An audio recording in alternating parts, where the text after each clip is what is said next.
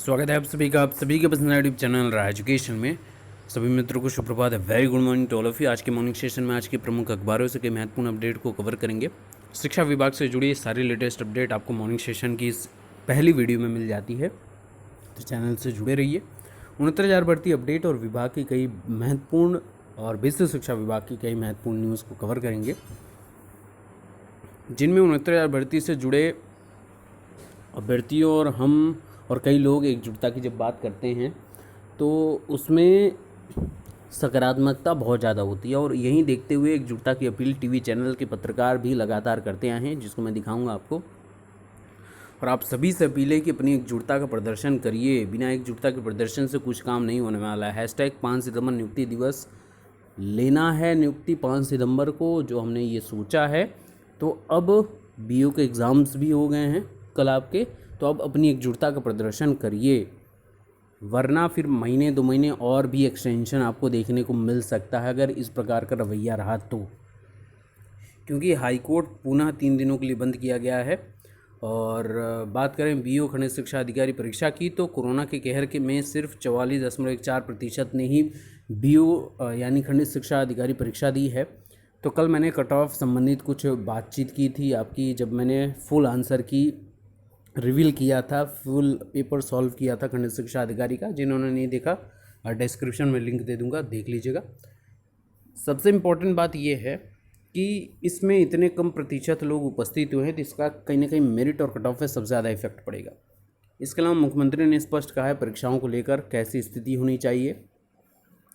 और परिषदीय विद्यालयों में छुट्टियां कम भी हुई हैं और ज़्यादा भी हुई, ये कैसे, सभी चीज़ों पर अपडेट क्लियरफाई कर लेते हैं। तो चलिए वीडियो शुरू करते हैं। तो बात 69,000 भर्ती से ही शुरू करेंगे। संजय शर्मा जी को आप जानते हैं, वरिष्ठ पत्रकार हैं, और इन्होंने 69,000 भर्ती को कोट करते हुए लिखा है कि अगर मधु जैसा मधुर परिणाम चाहिए तो मधुमक्खियों की तरह एक रहना आवश्यक है। फिर चाहे बात परिवार की हो, समाज की हो, धर्म की हो, देश की हो या फिर नियुक्ति पत्र की हो। सबसे बड़ी बात, और ये मैं बार बार इस बात को उठा रहा हूँ क्योंकि 5 सितंबर दूर नहीं है और आप अभी लापरवाही करेंगे, क्योंकि इस बात को कोई भी फोकस तरीके से, कोई भी एकजुटता तरीके से आगे नहीं लेकर आ रहा है।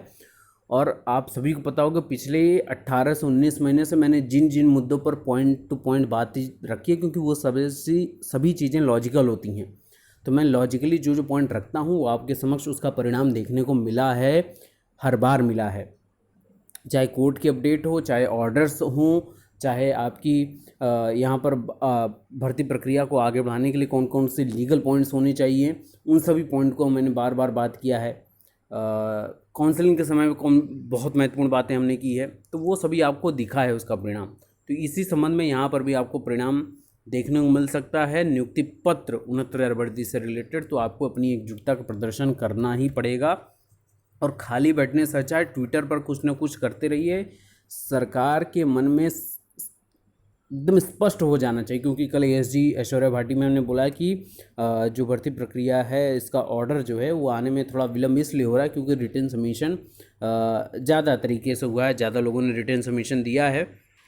तो ऐश्वर्या भाटी मैम का कल मैंने वीडियो आप लोगों के समक्ष अपलोड किया था चैनल पे, जिसमें कई लोग 69,000 भर्ती से जुड़े लोगों ने प्रश्न पूछा है, जिसमें से एक प्रश्न पूछा गया कि 69 शिक्षक भर्ती में वरिष्ठ पैनल माननीय सुप्रीम कोर्ट के जजमेंट के बारे में से सवाल पूछा कि 69 शिक्षक भर्ती में हमारी काफ़ी बहनें अपनी जान गंवा चुकी हैं, चयनित अभ्यर्थियों को सदैव मानसिक प्रताड़ना दी जा रही है। मैंने मैडम से स्पष्ट तौर पर जवाब दिया। मैडम ने स्पष्ट किया कि आप लोगों को हताश होने की ज़रूरत नहीं है। रिज़र्व ऑर्डर में काफ़ी रिटर्न सबमिशन हुए हैं, उनकी वजह से ऑर्डर में थोड़ा डिले हो रहा है। और मैंने एकदम स्पष्ट बोला था जो त्रिपुरा वाला ऑर्डर है वो 28 को रिज़र्व हुआ, 5 को आ गया, तो उसमें रिटर्न सबमिशन कम हुआ होगा या रिटर्न सबमिशन की बात ही नहीं आई होगी। जो दलीलें प्रस्तुत की गई थी पक्ष विपक्ष के द्वारा, फिर उसके बाद ऑर्डर आपका रिज़र्व कर लिया गया होगा। लेकिन अपनी तरफ से 2 प्रमुख सुनवाइयाँ हुई हैं, हालांकि डेट लगी फिर उसके बाद एक्सटेंशन हुआ, लेकिन 2 प्रमुख अगर बात की जाए तो सुनवाइयाँ हुई हैं। और उसके बाद फिर ऑर्डर आपका रिज़र्व करते हुए रिटर्न सबमिशन की बात की गई है, इसी वजह से यहाँ पर लेट हो रहा है।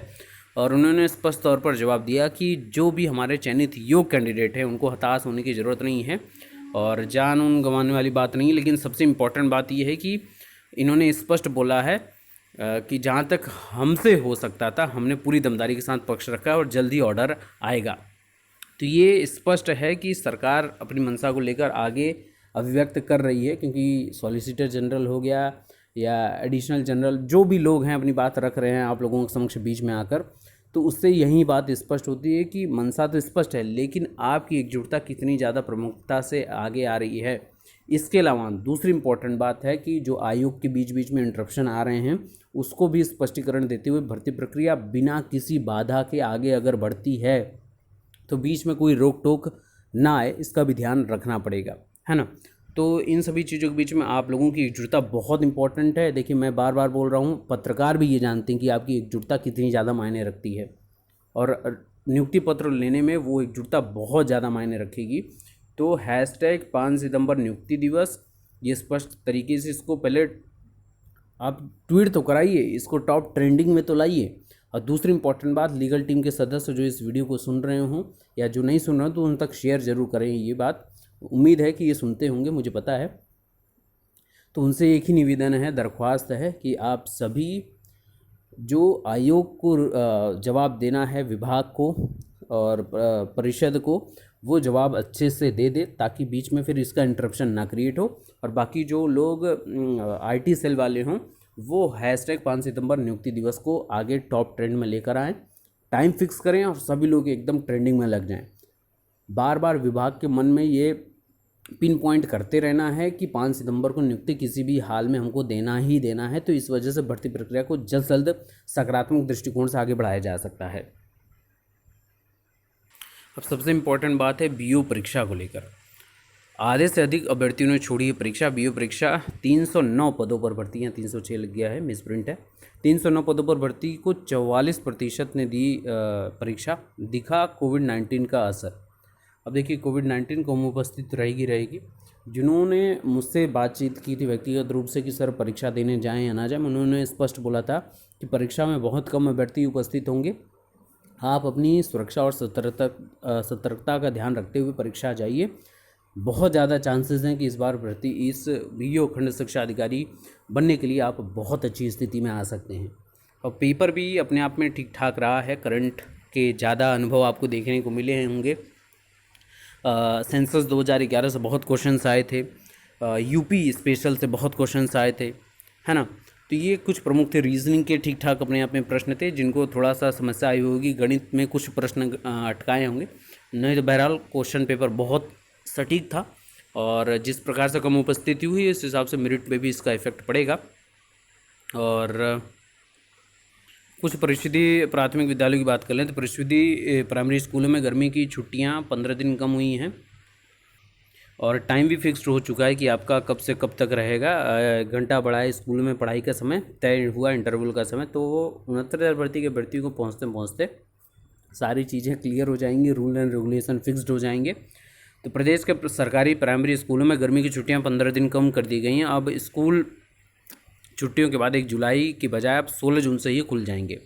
31 दिसंबर से 14 जनवरी तक अब आपकी ठंडी में की भी छुट्टियां हो जाएंगी। तो 15 दिन जो इधर 1 महीने की छुट्टियां होती थी उसको 2 पार्ट में डिवाइड कर दिया गया है। अब आपको 15 दिन गर्मियों की छुट्टियां, 15 दिन आपकी ठंडी की भी छुट्टी आपको मिलेगी यहाँ पर। तो कहने के इसको 2 पार्ट में डिवाइड कर दिया गया है। और अभी तक आपको ठंडी की जो छुट्टियाँ थी शैक्षिक कैलेंडर का हिस्सा नहीं थी, वहीं स्कूलों में पढ़ाई का समय 1 घंटा बढ़ाया गया है और इंटरवल का समय भी तय कर दिया गया है। इस बारे में अपर मुख्य सचिव रेणुका कुमार ने सभी जिलाधिकारियों, मुख्य विकास अधिकारियों, जिला शिक्षक परियोजना समिति व सभी जिला बेसिक शिक्षा अधिकारियों को एक आदेश जारी कर दिया है, जिसमें ये स्पष्ट कहा है कि 1 अप्रैल से 30 सितंबर के दरमियान सुबह 8 बजे से दोपहर 2 बजे तक स्कूल चलेंगे और सुबह 8 बजे प्रार्थना सभा होगी और फिर योगाभ्यास करवाए जाएंगे। 1 अक्टूबर से 31 मार्च के बीच में सुबह 9 बजे से दोपहर 3 बजे तक स्कूल चलेंगे। प्रार्थना सभा सुबह 9 बजे होगी और योगाभ्यास होगा और हर पीरियड 40 मिनट का होगा। तो कहीं ना कहीं ये एकदम स्पष्ट कर दिया गया है, सारे टाइम टेबल फिक्स कर दिए गए हैं। उम्मीद करेंगे 69,000 भर्ती के पहुँचते पहुँचते सारी चीज़ें क्लियर हो जाएं और वो उसी के अनुरूप आगे नियम कानून के साथ अपने शिक्षण कार्य को प्रारंभ कर सकें। बात करें हाईकोर्ट की, तो हाईकोर्ट आपके 3 दिन फिर बंद हुआ है। कोविड-19 संक्रमण के प्रकोप को देखते हुए इलाहाबाद हाईकोर्ट व इसकी लखनऊ खंडपीठ 17 से 19 अगस्त तक बंद रहेगी। इस दौरान मुकदमों की मैनुअली फाइलिंग भी नहीं होगी।